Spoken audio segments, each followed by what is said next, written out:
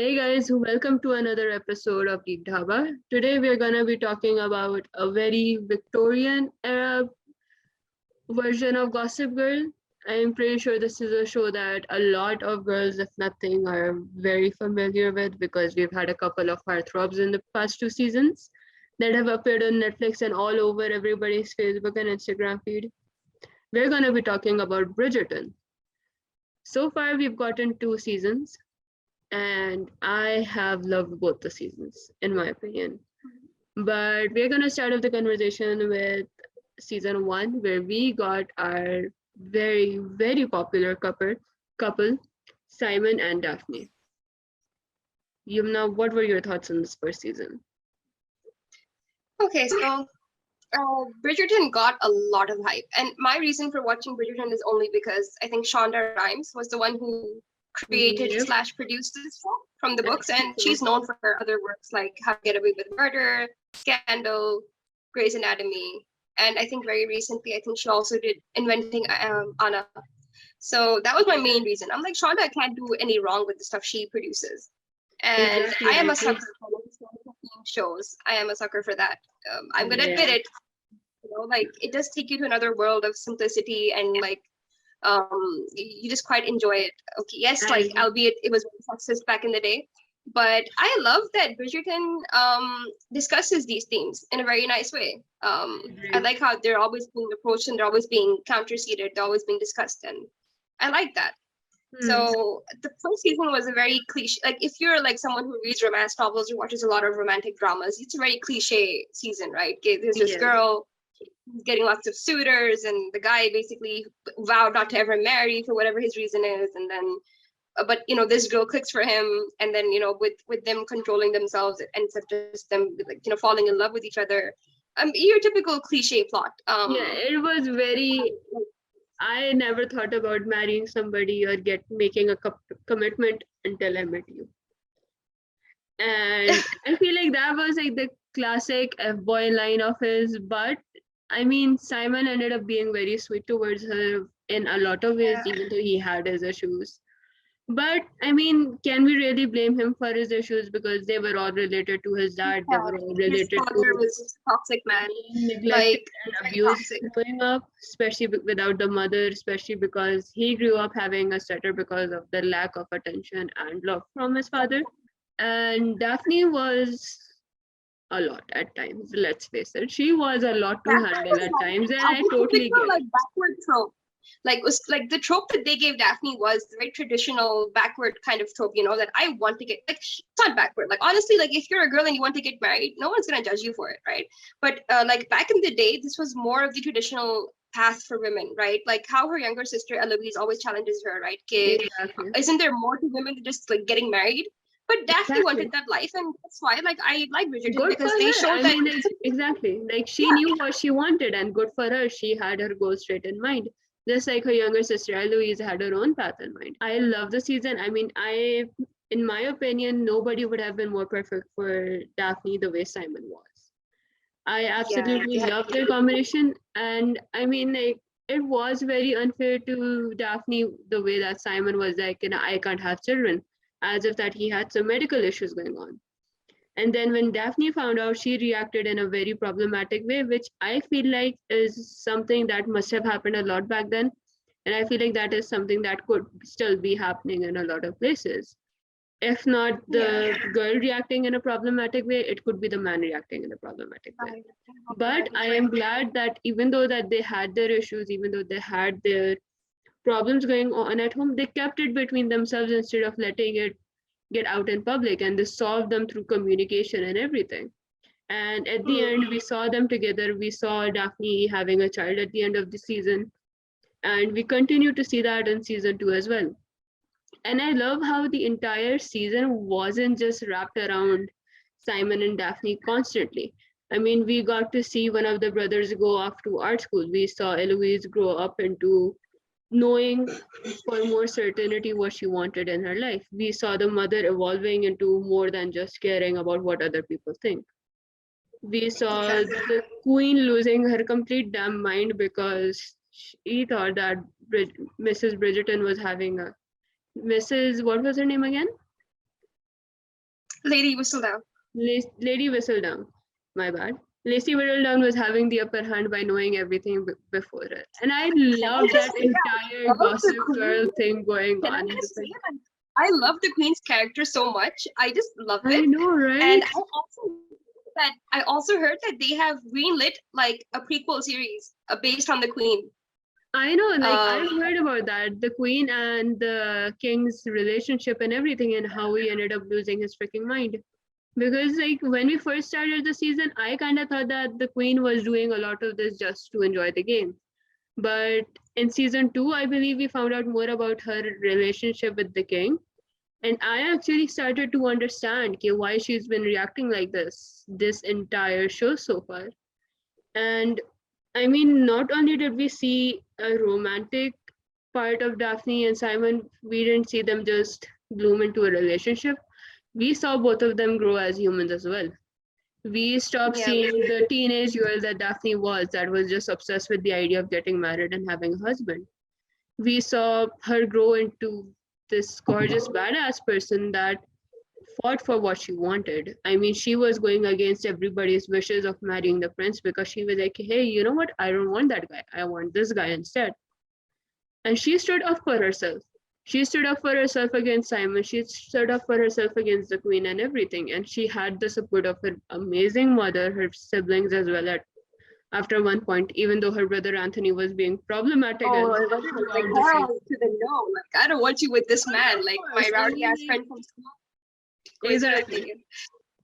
But nahi, it was a cliche plot. But I am okay. I'm okay with cliche plots as long as they're done very well. And this was done very well. The costumes were perfect. The makeup was perfect. The setting was amazing.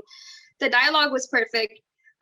We get a glimpse of the other siblings as well. We get a glimpse of Anthony. We get a glimpse of Benedict. We get a glimpse of Colin, Colin and his dynamic with Our Lady Whistledown, who's Penelope. yeah. And I mean, can that you was like believe the he had biggest, really that lost? was like the biggest thing that came up. But we're gonna get to that when we start talking about season two, which I just want to start off saying okay, I felt so sorry for Anthony. I mean, as being the older child who lost his dad right in front of him, he turned out to be a great person. I mean, this was an era where it was always just how women were expected to get married and have children and lead a house. The man was always expected to run the household. He was always expected to bring in the money. And Anthony handled that pretty well for his age. For having to deal with the trauma of his dad passing away right in front of him, he dealt with it pretty well.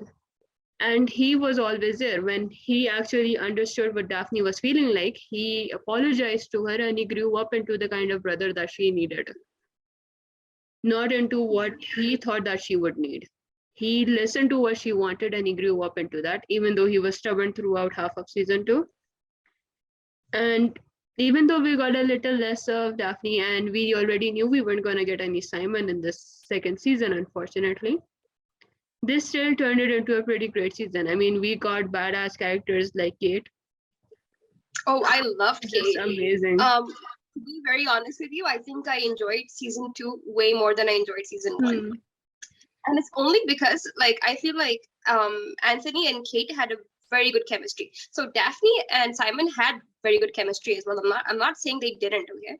Like, but then when it came to season two and when I saw their chemistry was off the charts. It was, I Like agree. their chemistry was more of a slow burn type chemistry. Like Yeah. Anthony was very stubborn, but if you notice, like from the moment he saw her on that horse, uske Mm. baad se, like you could see he had a specific look in his eyes for her every time. He did not even realize that he was into her until Yeah. way later and that's why when they're introducing the sisters, right? Daphne goes like, oh, so this must be Edwina, and then she's like, no, I'm Kate, and I'm like, Daphne, you picking up all of it, you're getting it, you're getting what your mother is at, like I preach. But I mean, honestly, like I loved Anthony's storyline. I loved that how he traumatized he was just shuffling it in. He thought that love was a weakness, like it made you weak. He saw his mom suffer, like the Mm. flashbacks about his mom suffering, his siblings suffering, especially his mother. He realized, okay, what's the point of love? Bas kaam karke zindagi guzaro and kissa khatam. So I'm gonna take care of my Yeah. entire family. I'm gonna find one wife who can just, maybe give me some kids. and that's it. But I love that this one person came along who challenged him, the bane of his existence, as he says. I loved the actress who played Kate. You guys might have seen her in Sex Education. Yeah, I think so. She was pretty. She was pretty amazing. Okay. And by the way, like, so in the books, Kate isn't Desi, and in the series, she is. I loved that they gave her a Desi touch, and what I loved a lot was when her sister, like the day before she was getting married, they had a haldi raat. And us Pakistanis and Indians, we have that. We have the whole Hindi haldi thing, and I love that they represented that in their in the show. With the Kabhi Khushi Kabhi Gham. Yeah. And another thing, like when she was making tea, right? When Kate was making her own tea, did you notice that there was like these little elaichis and like these longs like crushed up in her tea? He kept complaining about how bad English tea is, and English tea is so bad. I'm so sorry, you guys. Like, no offense to you out there, but if you're a Desi, no other tea will make sense to you. No other tea will ever hit as right. So I love this little representation of their culture, like very accurately placed, like the haldi night, the tea. And even at the very end, like asks her if she wants to marry him. He used her like actual proper name, like Katharia, I think. I'm not sure. Forgive me if I'm wrong. But I love this little twist they made. And I loved it. I loved the actress. I loved the sister as well, Edwina. And I'm pretty sure, okay, she might probably end up with the prince now. The prince who was like from season 1, who Daphne basically said no to. Like they both were caught into a really bad love triangle. So now I'm like, you know what, like, let these two kids, let something happen. Yeah, I mean, like, I also absolutely love their relationship as well. I mean, I loved how their personalities kept clashing. I loved how they kept getting each other's blood pressure through the roof. And I love that Daphne was like, they didn't show Daphne in a lot of the show, in a lot of the season 2, but she was always there as the sister that was there to give advice. And I mean, that difference between of her being in season 1, where she was mostly very childish, to how she was in season 2, the difference was amazing. And the way they brought that distance, the difference onto the screen was, I loved that. I mean, I loved how they weren't rushing through everything. It didn't feel like it was all rushed. And they took it at a pace where everybody was able to stay caught up on what was happening. I mean, we ended season 1 with Colin leaving the country because of heartbreak. And we saw him return in season 2 as a better person. I mean, we saw him and Penny having a relationship that slowly blossomed as well. We got to see more than just Kate and Anthony happening. Like, do you remember in the, sorry to interrupt, like in the last episode, like when Penelope was like behind him and he said something about how he would never date Penelope.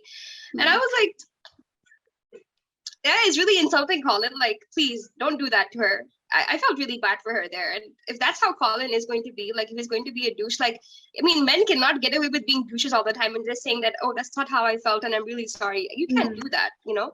I mean, honestly, I get where Colin is coming from, especially with how Penny was. Like, Penny was finding out inside Bridgerton secrets, inside family matters, and she was putting them out in public without anybody's permission, which was unfortunately the sad part. Exactly, he didn't know, and he considered Penny as his best friend, and Penny almost pretty much thought the same. Penny was in love with the guy. Colin was like, hey, you know what, if you're gonna be doing this, I'm pretty sure it was just the fact that he was hurt that Penny didn't tell him herself. You know, I feel like that was more. He was like, and I treated you like a best friend. You were very close to me. You were close to our family. You were close to Daphne. Why was it so hard to tell me this? Like, I wouldn't have opened my mouth to anybody. I feel like that is probably why Colin lashed out at her like that. And what I loved about the show was that we got closure on the whole Colin and the other girl's relationship that we saw in season 1. We saw the girl having a decent life, and we saw the fact that they had like a close connection, and we saw proper closure that a lot of TV shows in this time period, at least the ones that are coming out now, we don't get closure in. And I'm so glad we got that this time. Yeah, but definitely I agree. season they ended it pretty well. I'm glad we got to see them married off as well. We didn't just see a proposal happen, we saw them married off and completely at each It's other cute. at all times. And Yeah. we saw how competitive that family was, because I relate so hard to that competitiveness. I mean, I could relate to the nerve that was throbbing on Anthony's forehead when somebody else took his baton for the game, and how he was being. And I love how not only did we see Anthony suffering through whatever he went through with his dad, we actually saw him heal through that entire process. We saw the healing Yes. process. We saw the conversations that he ended up having to have with his mother. We saw the And conversation he had with his mom's doctor when the mom was like, "Hey, you want to save the wife or the mother or the child?" And I felt I could not feel more sorry for the guy. I mean, my heart broke for him during that episode. And I'm so exactly. glad he got the happy ending that he definitely much deserved. Even though I'm Deserved. pretty He sure deserved. he's still stubborn. And I'm pretty sure that the next season is gonna be a lot about Colin, but I guess we'll find out. Because like we It know should by be the common based, yeah, because like technically they're speaking. based on the books, right? So like the first book was based on Daphne and Simon. The next was based on Anthony and Kate. I'm pretty sure the next one is gonna be Colin, because I think he's the one right after Anthony. Yes, yes, yes. Actually, it's Benedict. It's Benedict, the artist guy.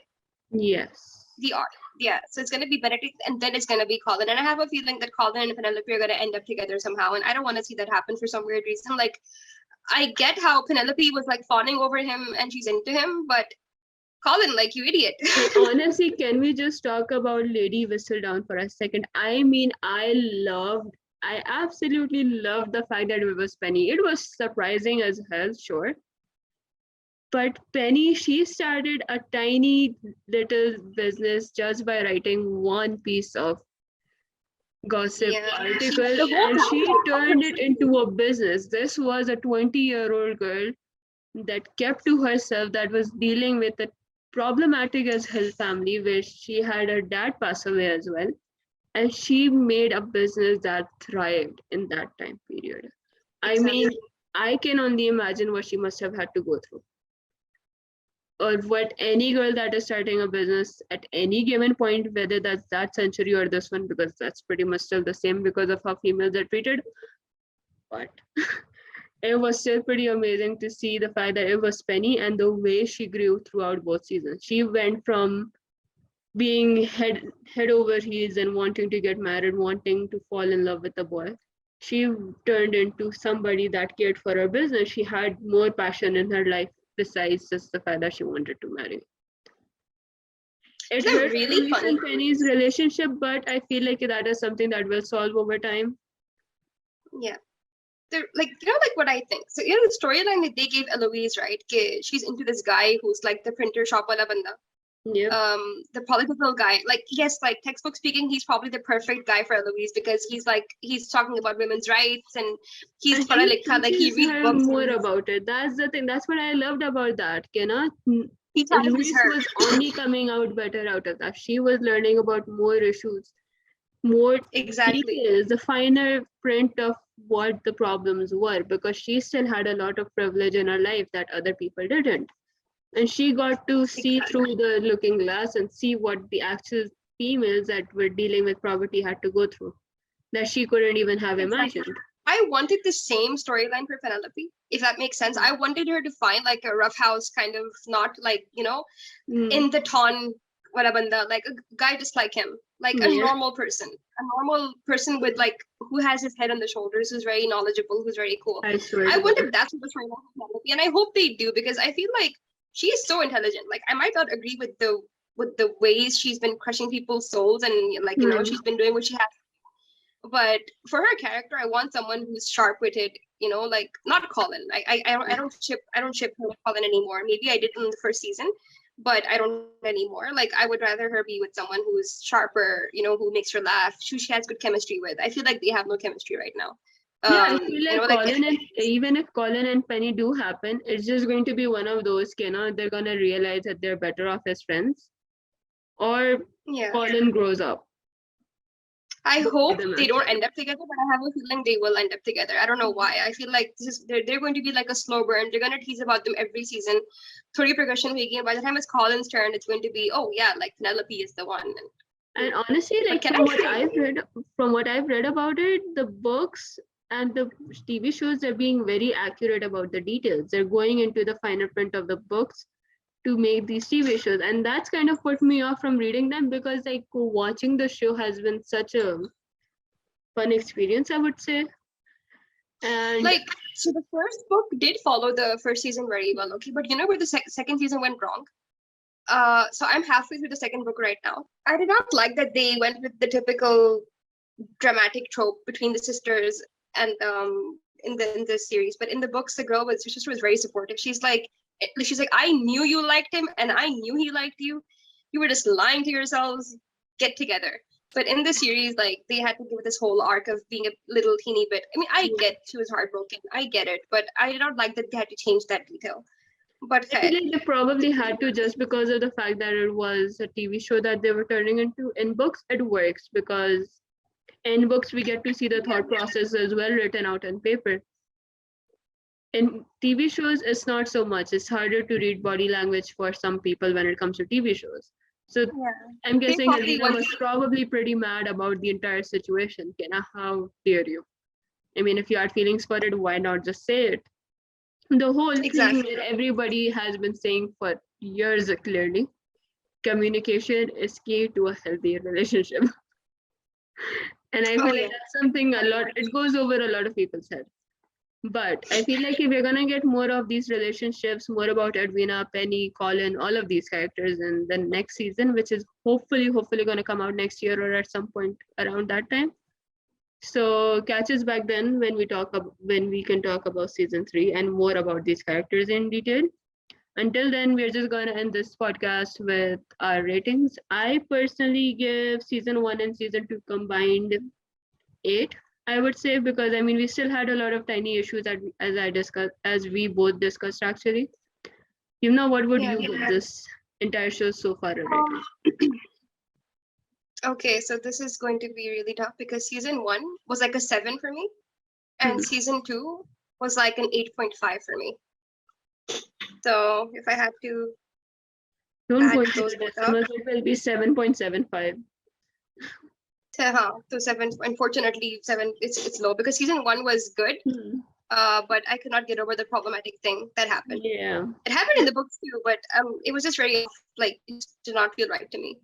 But apart from that, yeah, Yeah. overall like So let's 7.5. say that we give the show 7.5 an average combining both of ours. Let us know in the comments what you think of the show so far, what you think are going to be any future couples that could happen, what your ships were, what you think the show was like, what you think Daphne's problematic issue was, because we don't have it in our hearts to say those words. And Oh yeah, we will catch you next time. Thank you for joining us in discussing this Victorian era gossip girl.